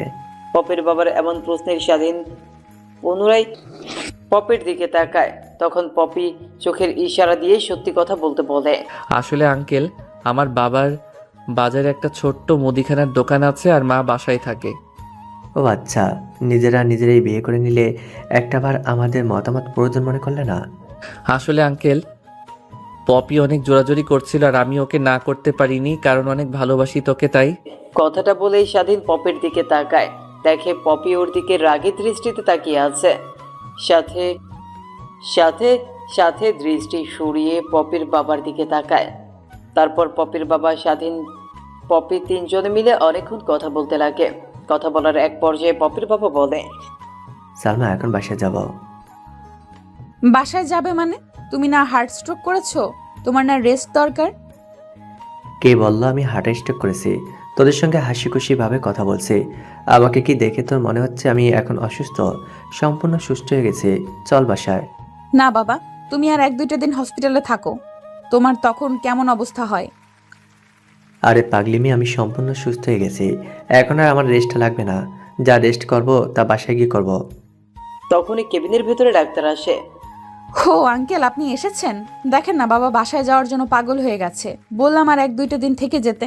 তারপর ডাক্তার পপির বাবাকে ভালোভাবে চেক আপ করিয়ে বলে, না মামনি, তোমার বাবাকে এখন তুমি নিয়ে যেতে পারো। তিনি এখন সম্পূর্ণ সুস্থ, আর যেহেতু উনি থাকতে চাচ্ছেন না, তাহলে তুমি নিয়ে যাও। পপির পাশে স্বাধীনকে দাঁড়িয়ে থাকতে দেখে ডাক্তার বলে, ও তুমি তা বাবা, তোমার বাবার শরীরের অবস্থা এখন কেমন আছে? ডাক্তারের এমন প্রশ্নে পপি আর পপির বাবা স্বাধীনের দিকে তাকায়। ডাক্তার পুনরায় স্বাধীনকে বলে, ও তুমি তা বাবা, তোমার বাবার শরীরের অবস্থা এখন কেমন? আচ্ছা আঙ্কেল, আপনার সঙ্গে এই বিষয় নিয়ে পরে কথা বলি, এখন না বলে। আর আঙ্কেল আসুন, আপনাকে বাসায় রেখে আবার আমার বাসায় যেতে হবে। ডাক্তারকে সম্পূর্ণ কথা বলতে না দিয়ে স্বাধীন কথাগুলো বলে ওঠে। তারপর কেবিন থেকে পপি, পপির বাবা, স্বাধীন তিনজনেই বের হয়ে গাড়ির কাছে চলে আসে। সারাদিন দৌড়ে এসে গেট খুলতে যাবে, তার আগেই স্বাধীনকে যোগ দিয়ে নিষেধ করে খোলার জন্য। স্বাধীনের এমন দৌড়ে আগে যাওয়া দেখে পপির বাবা একটু অবাকে হয়, নিমিষেই নিজেকে সামলে নেয়। তারপর এক এক করে সবাইকে গাড়িতে উঠে বসে। তারপর গাড়ি চলতে লাগে তার আপন গতিতে। একটু বড় গাড়িটা দিয়ে ঢুকে একটা আলিশান বাড়ির ভেতরে। স্বাধীন তো বাইরের দিকে তাকিয়ে হা হয়ে আছে। স্বাধীনকে এমনভাবে তাকিয়ে থাকতে দেখে পপি একটু ওর দিকে তাকিয়ে মুচকি হাসে। তারপর বাসার সামনে গাড়ি ব্রেক করতেই এক এক করে সবাই গাড়ি থেকে বেরিয়ে পড়ে। তখনই স্বাধীন পপির বাবাকে উদ্দেশ্য করে, আচ্ছা আঙ্কেল, তাহলে আমি এখন যাই। কই যাবে তুমি? আঙ্কেল, বাসায় যেতে হবে আমাকে। বাসায় যাবে মানে? তোমাদের আজকে বিয়ে হলো আর তুমি বাসায় যাওয়ার কথা বলছো? পপির বাবার মুখ থেকে এমন কথা শুনে স্বাধীন থতমত খেয়ে যায়। পরক্ষণে নিজেকে সামনে নিয়ে বলে, আঙ্কেল, হুট করে পপি আমাকে বিয়ে, বস্তিতে থাকি, ওইখানে আমার অনেক চেনা পরিচিত ভাই বিরাদার আছে। ওনারা আবার আমাকে না দেখলে অনেক চিন্তা করবে। আমি কি ওনাদের কাছ থেকে বিদায় নিয়ে আসি আর পথের সম্পর্কে কথাটা বলে আসি? আচ্ছা তোমাকে যেতে দেবো, বাট একটা শর্তে। কি শর্ত আঙ্কেল? শর্ত নাম্বার 1, আজ থেকে আমাকে বাবা বলে ডাকতে হবে, আর আঙ্কেল বলা যাবে না। আচ্ছা আঙ্কেল, সরি বাবা। কথাটা বলেই স্বাধীন বাসার বাইরে চলে আসে। একটু পর পপি বাসার বাইরে আসতেই স্বাধীন নাকি পপিকে উদ্দেশ্য করে বলে, ম্যাম, আজকে যদি আপনি টাকাগুলো দিতেন তাহলে বাবার অপারেশন করতে পারতাম। ও তাহলে তোর আজকেই লাগবে। অফিসে যা, ম্যানেজারকে বলে টাকা দিয়ে দেবে। আমি ফোন করে বলছি। শোন, আর একটা কাজ করবি। ম্যাম, কি কাজ? বাবা যেহেতু বলেছে, সে যেভাবেই পারিস তুই রাতে আমাদের এখানে আসবি, না হলে বাবা অনেক রেগে যাবে। বাবার কথার কেউ বরখেলাপি করলে অনেক রেগে যায় কিন্তু সে। আচ্ছা ম্যাম, মনে থাকবে। বাবাকে হাসপাতালে ভর্তি করে সার্জারি টাকা দিয়ে আমি চলে আসব। তারপর স্বাধীন বাসা থেকে বের হয়ে হাঁটতে হাঁটতে অফিসে চলে যায়। তারপর ম্যানেজারের কাছ থেকে টাকাগুলো নিয়ে স্বাধীন ওর বাবাকে নিয়ে হাসপাতালে ভর্তি করে। তখনই স্বাধীনের মা স্বাধীনকে প্রশ্ন করে, কিরে বাবা, তুই এতগুলো টাকা কোথা থেকে জোগাড় করলি? তোমাকে বলতে পারবো না, বাট একটা কথা মাথায় রেখো, তোমার ছেলে কখনোই খারাপ কাজ করতে পারে না। আচ্ছা মা, তাহলে তুমি বাবার পাশে থাকো, আমি কাউন্টারে টাকাগুলো দিয়ে কাজে চলে যাব। আর আসতে পারবো না, হাসলেও সে সকালে। কি কাজ করছিস তুই? আর রাতের বেলা তোর কি এমন কাজ? স্বাধীন ও তার মাকে কি বলবে কিছুই বুঝে উঠতে পারে না। একটা বাসায় নাইট গার্ডের জব পেয়েছি। ওই বাসার মালকিনরা আমাকে এত টাকা দিয়েছে 2 বছরের চুক্তিতে ওনাদের বাসায় পার্মানেন্ট নাইট গার্ডের জব করতে হবে। স্বাধীন তার মাকে আর কোনো কথা বলতে না দিয়ে কাউন্টারে গিয়ে টাকাগুলো জমা দিয়ে হাসপাতাল থেকে বের হয়ে একটা রিকশায় করে পপিদের বাসায় চলে যায়। প্রথমত দারোয়ান তাকে ঢুকতে দেয় না, দ্বিতীয়ত দারোয়ানটা স্বাধীনকে চিনতে পেরে ওকে যেতে বলে। তারপর স্বাধীন গিয়ে মেইন দরজায় কলিং বেল বাজাতে কাজের মেয়ে এসে দরজা খুলে দেয়। প্রথমে কাজের মেয়ে স্বাধীনকে চিনতে না পেরে বলে, কে আপনি? আপনাকে তো ঠিক চিনতে পারলাম না। তোমার মেম সাহেবকে বলো স্বাধীন এসেছে। আচ্ছা, আপনি ওখানে ওয়েট করেন, আমি ম্যাডামের কাছ থেকে পারমিশন নিয়ে আসি। তারপর কাজের মেয়ে স্বাধীনের কাছ থেকে চলে যায়। পপিকে গিয়ে বললে পপি স্বাধীনকে বাড়ির ভেতরে আসতে বলে। সঙ্গে এও বলে যে তার সঙ্গে পপির বিয়ে হয়েছে। দৌড়ে এসে কাজের মেয়েটি দরজা খুলে বলে, সরি স্যার, আমি চিনতে পারিনি। আর আপনি বলবেন না যে আপনি পপি ম্যাডামের হাজবেন্ড? তারপর স্বাধীন সেখানে আর এক মুহূর্ত দাঁড়িয়ে কাচের মেয়েটি স্বাধীনকে বসার রুম দেখিয়ে দিলে স্বাধীন গিয়ে বসার রুমে বসে পড়ে। একটু পর পপির বাবা এসে বসার রুমে বসে তাদের সঙ্গে আড্ডা দিতে লাগে। স্বাধীন পপির বাবার সঙ্গে কথা বলতে বুঝতে পারে যে সে একজন অনেক ভালো মনের মানুষ। উপর দিয়ে দেখলে মনে হয় অনেক রাগী মানুষ, বাট ভেতর থেকে অনেক ভালো মনের মানুষ। পপির বাবার সঙ্গে কথা বলতে বলতে রাত কোথা দিয়ে 11টা পার হয়ে যায় সেদিকে কোনো ভ্রুক্ষেপই নেই। হঠাৎ পপির বাবা তার ঘরের দিকে তাকিয়ে বলে, বাবা রাত 10টা বেজে গেল, যাও তোমরা দুজনে এখন তোমাদের রুমে চলে যাও। তারপর পপি স্বাধীন দুজনে পপির বাবার কাছ থেকে বিদায় জানিয়ে রুমে চলে যায়। স্বাধীন পপির রুমে ঢুকতেই অবাক হয়ে যায়। রুমের দেয়ালের চারপাশটা কি সুন্দরভাবে পরিপাটিভাবে সাজানো। স্বাধীনকে এমন আহাম্মগের ন্যায় তাকিয়ে থাকতে দেখে পপি বলে, কিরে এমন ভাবে তাকিয়ে আছিস যে এর আগে কখনোই এত সুন্দর রূপ দেখিসনি, তাই তো? পপির কথা শুনে স্বাধীন রুমের দিক থেকে দৃষ্টি সরিয়ে খাটের দিকে তাকিয়ে দেখে ফুল দিয়ে সুন্দরভাবে সাজানো। পপি খাটটা ফুল দিয়ে সাজানো দেখে অনেক রেগে যায়। দৌড়ে গিয়ে ফুলগুলো এক এক করে ছিঁড়তে লাগে। পুরো খাটের ফুলগুলো এলোমেলো করে ফেলেছে সে। স্বাধীন সেখানে অনেকক্ষণ দাঁড়িয়ে থাকতে লাগে। স্বাধীনকে অমনভাবে দাঁড়িয়ে থাকতে দেখে পপি বলে, এই নিয়ে বালিশ আর এই নে নিচে বিছানা পেতে ঘুমিয়ে নে। কথাটি বলে স্বাধীনের দিকে একটা বালিশ আর কাঁথা ঢিল মেরে বলে। স্বাধীন কাঁথা নিচে পেরে বালিশ নিয়ে ঘুমিয়ে পড়ে। অন্যদিকে পপিও ঘুমিয়ে পড়ে। পরের দিন সকাল, স্বাধীনের ঘুম ভাঙে আজানের শব্দে। তার বাবার এখন কি অবস্থা? রাত 1টার দিকে তার বাবার অপারেশন হওয়ার কথা ছিল, কিন্তু সে কিছুই জানে না এখন পর্যন্ত। তারপর ওয়াশরুমে গিয়ে ফ্রেশ হয়ে মসজিদে না গিয়ে ঘরের মধ্যে নামাজ পড়তে লাগে স্বাধীন। নামাজের শব্দে এক পর্যায়ে পপির ঘুম ভেঙে যায়। স্বাধীনের দিকে কিছুক্ষণ অপলক দৃষ্টিতে তাকিয়ে থাকে। স্বাধীনের নামাজ শেষ হতেই পেছন ফিরতে যাবে, অমনি পপি অন্য পাশ হয়ে ফিরে ঘুমিয়ে। স্বাধীন পপির রুম থেকে বের হয়ে বাইরে এসে দেখে পপির বাবা বসার রুমে বসে চা খাচ্ছে আর টিভিতে খবর দেখছে। স্বাধীনকে দেখতে পেয়ে পপির বাবা বলে, আসো বাবা আসো, তা এত সকাল সকাল ঘুম ভাঙলো যে তোমার? না মানে আঙ্কেল ঘুম থেকে আরও অনেক আগেই উঠেছি, নামাজ পড়ে বের হয়ে আসে। ও আচ্ছা, আমাকে বলতে দুজনে একসঙ্গে নামাজ পড়তে যেতাম। না আঙ্কেল, সরি বাবা, এখানে তো মসজিদ চেনার উপায়, রুমের মধ্যে নামাজ পড়েছে। তারপর স্বাধীন আর পপির বাবা দুজনে মিলে আরো অনেক কথা বলতে লাগে। পপির বাবার সঙ্গে কথা বলছে। স্বাধীনের এদিকে কোনো হেল ধরে নেই, মন পড়ে আছে সে হাসপাতালের বেডে বাবার কাছে। তারপর আঙ্কেলের সঙ্গে আরো অনেক কথা বলে বাড়ি থেকে বের হয়ে যায় হাসপাতালের উদ্দেশ্যে। হাসপাতালে গিয়ে সোজা বাবার কেবিনে চলে যায়। বাবার কেবিনে গিয়ে দেখে মা আর বাবা দুজনে কথা বলা বলি করছে। তখনই বাবা স্বাধীনকে দেখে বলে, কিরে বাবা, কই ছিলি তুই এতক্ষণ? একটা জব পেয়েছি, রাত দিন 24 ঘন্টায় কাজ করতে হয়, ওইখানেই ছিলাম। বসের কাছ থেকে ছুটি নিয়ে আসলাম তোমাকে দেখার জন্য। তা বাবা, তুমি এখন কেমন আছো? হ্যাঁ ভালো আছি। তুই আমার অপারেশন করার জন্য 30 লক্ষ টাকা কই থেকে পাইলি?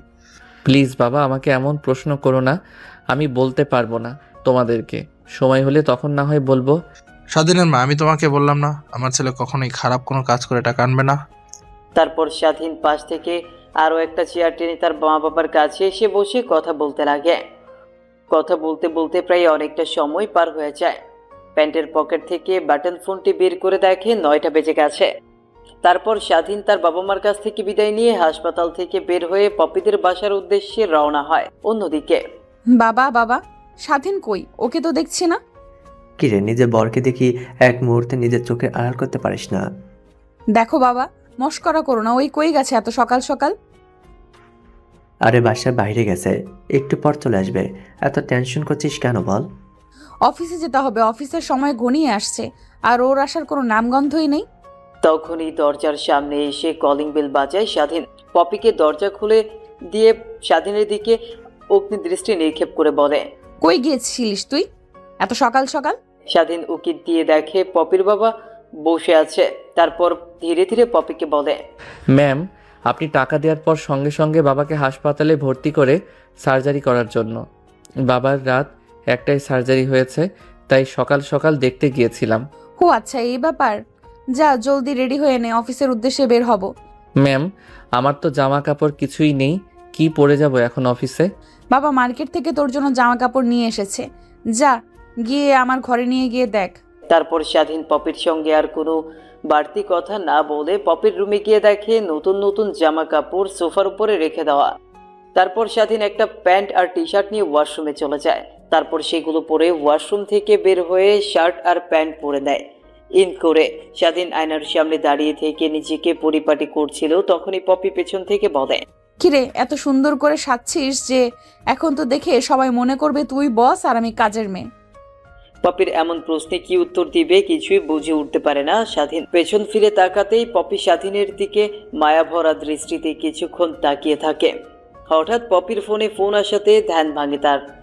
তারপর এক মুহূর্ত পপির সামনে আর না দাঁড়িয়ে থেকে রুম থেকে বের হয়ে যায় স্বাধীন। তারপর স্বাধীন সোজা নিচে চলে আসে। স্বাধীনকে দেখতে পেয়ে পপির বাবা খাবার টেবিলে বসিয়ে ডাকতে লাগে। তারপর স্বাধীন গিয়ে পপির বাবার পাশের চেয়ার টেনে বসে পড়ে। পপির আসার অপেক্ষা করতে লাগে। একটু পর পপিও চলে আসে। তারপর খাওয়া দাওয়া শেষ করে তারা দুজনে বেরিয়ে পড়ে অফিসের উদ্দেশ্যে। স্বাধীনকে পপি রুমের বাইরে একটা ডেস্ক দেওয়া হয়েছে।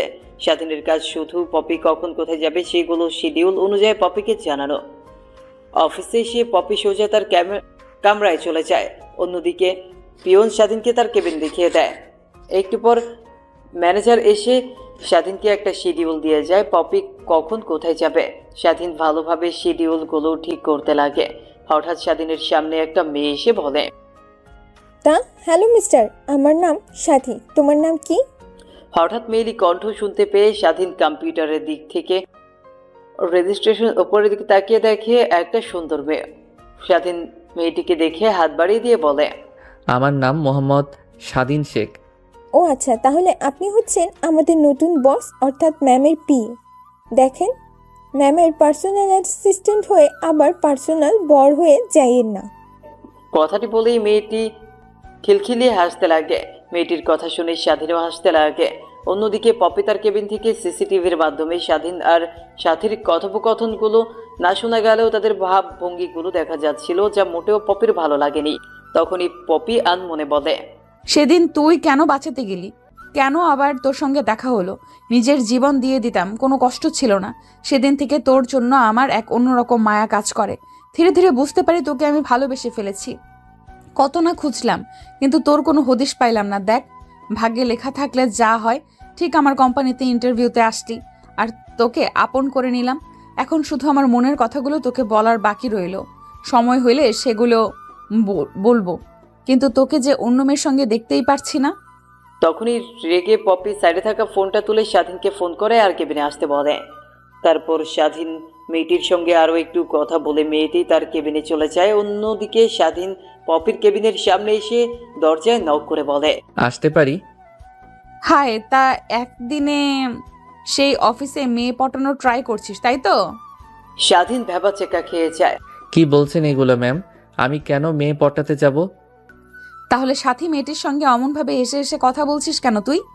স্বাধীন নিজেও বুঝতে পারে না সাথী মেয়েটির সঙ্গে কথা বলাই হুট করে এত রেগে গেল কেন পপি। দেখতে দেখতে 3টা পার হয়ে যায়। বিকেলের দিকে অফিস শেষ হলে যে যার বাসায় চলে যায়। পপি অফিস থেকে বের হয়ে গাড়ির কাছে আসতে স্বাধীন গেট খুলে দেয়। তারপর গিয়ে স্বাধীনও গাড়ির ভেতরে বসে পড়ে। তখনই পপি বলে, আচ্ছা, তোর বাবা কোন হসপিটালে? তোর বাবাকে দেখতে যাব আমি। তারপর হাসপাতালের নাম বলতেই ড্রাইভার গাড়িটা নিয়ে যায় হাসপাতালে সেই গাড়িটা ব্রেক করতে গাড়ি থেকে স্বাধীন তার বাবার কেবিনের দিকে যেতে লাগে। পপি তার পেছন পেছন আসতে লাগে। তারপর স্বাধীন ওর বাবার কেবিনে ঢুকতে পপি ওর কেবিনে ঢুকে পড়ে। তারপর স্বাধীন গিয়ে ওর মার সঙ্গে কুশল বিনিময় করতে লাগে। তখনই পপিকে দেখিয়ে তার মা বাবাকে বলে, ইনি হচ্ছেন আমার অফিসের ম্যাম, আর বাবা তোমার চিকিৎসার জন্য টাকা দিয়েছেন ইনি। তারপর পপি স্বাধীনের মা বাবার সঙ্গে কথা বলতে লাগে। তারপর পপি কেবিন থেকে বের হতে স্বাধীন তার মা বাবার কাছ থেকে বিদায় নিয়ে পপিকে নিয়ে তার বাসায় চলে আসে। এভাবেই কেটে যায় অনেক কয়টা মাস। দিন দিন পপি স্বাধীনের উপর দুর্বল হতে লাগে। স্বাধীন বুঝতে পেরেও ঠিক তেমন একটা ভ্রুক্ষেপ দেখায় না। একদিন লাঞ্চ পিরিয়ডে স্বাধীন আর সজীব দুজনে মিলে ক্যান্টিনে বসে খাবার খাচ্ছিল আর আড্ডা দিচ্ছিল। তখনই স্বাধীনের ফোনে পপি ফোন করে। জি ম্যাম, কিছু বলবেন? হ্যাঁ, কই তুই? ম্যাম ক্যান্টিন এসেছে খাবার খাওয়ার জন্য। ক্যান্টিনে খাবার খেতে হবে না, জলদি আমার কেবিনে আয়। স্বাধীন ফোনটা রেখে দিতেই সজীব সন্দেহ মিশ্রিত কণ্ঠে স্বাধীনকে প্রশ্ন করে, কে ফোন করেছে? নিচ্ছি ম্যাম। স্বাধীন মাথা দিয়ে হ্যাঁ বোঝায়। তারপর ক্যান্টিনে আর এক মুহূর্ত না দাঁড়িয়ে পপির কেবিনে গিয়ে দুইজন মিলে খাবার খেতে লাগে। এইভাবেই কেটে যায় অনেক কয়টা মাস। দিন দিন স্বাধীনের চুক্তির মেয়াদ শেষ হতে লাগে। আর মাত্র 2 মাস রয়েছে চুক্তিতে স্বাধীন আর পপির বিয়ে। একদিন স্বাধীন তার কম্পিউটারে কাজ করছিল, তখনই পপি ওকে উদ্দেশ্য করে বলে, তুই তো জানিস আর মাত্র 3 দিন পর আমাদের কোম্পানির জন্মবার্ষিকী। তো এইবার আমি চাচ্ছি যে সবার সঙ্গে আনন্দ করতে। তুই কি বলিস? পপির এমন কথায় স্বাধীন মাথা দিয়ে হ্যাঁ বোঝায়। আসলে স্বাধীনের সাথে দুজনের কথোপকথন সহ্য করতে না পেরে স্বাধীনকে পপি তার কেবিনে ডেস্ক তৈরি করে দেয়। সেই থেকে স্বাধীন পপির কেবিনে বসে কাজ করে। কিরে, আমি তোকে কিছু বলছি, তুই কি কিছু শুনতে পাচ্ছিস না? হ্যাঁ ম্যাম, অনেক ভালো হবে। তাহলে তুই এক এক করে সবকিছুর আয়োজন কর। বেশি দিন তো হাতে নেই, মাত্র 2টা দিন। অফিসটা ভালোভাবে সাজাবি আর প্রত্যেকটা স্টাফকে ইনভাইট করবি। ম্যাম আমি স্বাধীন আর কোনো কথা বলতে পারে না পপির কথার ওপরে। দেখতে দেখতে অফিসের প্রতিষ্ঠা বার্ষিকীও চলে আসে। পুরো অফিসটা লাইট দিয়ে সাজানো হয়েছে। রাতে পার্টির আয়োজন করা হয়েছে। এই আয়োজনগুলো দেখে পপি অনেকটা খুশি হয়। রাতের বেলা অফিসের প্রত্যেকটা স্টাফ এসে পার্টিতে এনজয় করতে লাগে। অন্যদিকে পপি অনেক সুন্দরভাবে সেজে পার্টিতে আসে। পার্টিতে এসে দেখে স্বাধীন আর সাথী দুজনে নাচানাচি করছে আর অফিসের সবাই তাদের দুজনকে বাহবা দিচ্ছে। পপির এমন দৃশ্য দেখে রাগ মাথায় উঠে যায়। এক এক করে ড্রিঙ্কস করতে লাগে পপি। ধীরে ধীরে পপি নিজের ওপর কন্ট্রোল হারাতে লাগে। পপিকে সবাই ড্রিঙ্ক করতে দেখে অবাক হয়ে যায়। স্বাধীন গিয়ে ওকে থামানোর চেষ্টা করলেও স্বাধীনের কথায় কোনো হেলদোল করে না পপি। অতিরিক্ত ড্রিঙ্ক করায় মাতাল হয়ে যায় পপি। সবাইকে উদ্দেশ্য করে আবুল তাবুল কথা বলতে লাগে। স্বাধীন পপিকে আর সেখানে না রেখে গাড়ি করে বাসায় নিয়ে আসে। বাসায় নিয়ে এসে পপিকে সোজা তার কেবিনে নিয়ে যায়। খাটে শুইয়ে দিতে যাবে অমনি স্বাধীন নিজের টাল সামলাতে না পেরে পপির গায়ের ওপর শুয়ে পড়ে স্বাধীন। পপির কাছ থেকে নিজেকে ছাড়ানোর অনেক চেষ্টা করতে লাগে স্বাধীন, বাট পপি তার নিজের কন্ট্রোলে নেই। স্বাধীনকে জড়িয়ে ধরে ওর ঠোঁটের সঙ্গে ঠোঁট লাগিয়ে চুষতে লাগে। ওর মাথার চুলগুলো আঁকড়ে ধরতে লাগে। স্বাধীন পপির কাছ থেকে অনেকবার ছাড়ানোর চেষ্টা করলেও ব্যর্থ হয়। স্বাধীন নিজেকে আর কন্ট্রোল করতে না পেরে পপির সঙ্গে মিশে যায় স্বাধীন। পরের দিন সকালবেলা সবার আগেই ঘুম ভাঙে পপির। নিজেকে স্বাধীনের বুকের মাঝে আবিষ্কার করতে দেখে অবাক হয়।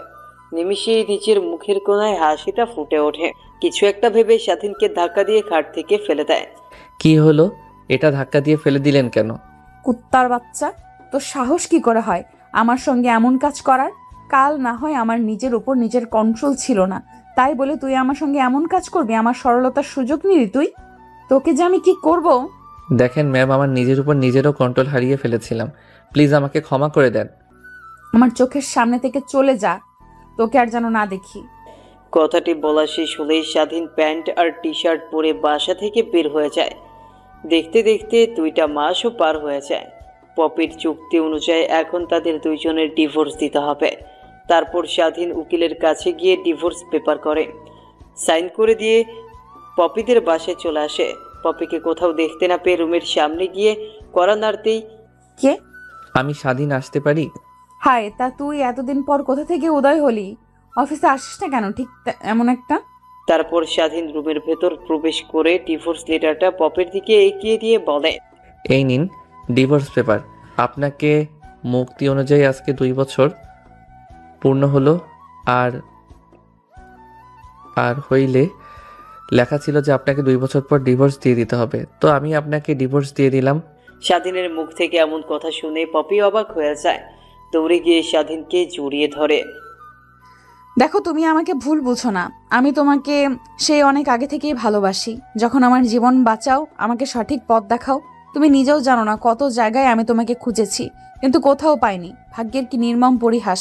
তুমি আমার কোম্পানিতে ইন্টারভিউতে আসলে আর এই সুযোগটাই কাজে লাগিয়ে তোমাকে বিয়ে করে ফেলি। হয়েছে ম্যাম, আর অভিনয় করতে হবে না। কথাটা বলে স্বাধীন পপির কেবিন থেকে বাসার বাইরে যাওয়ার জন্য বেরিয়ে পড়ে।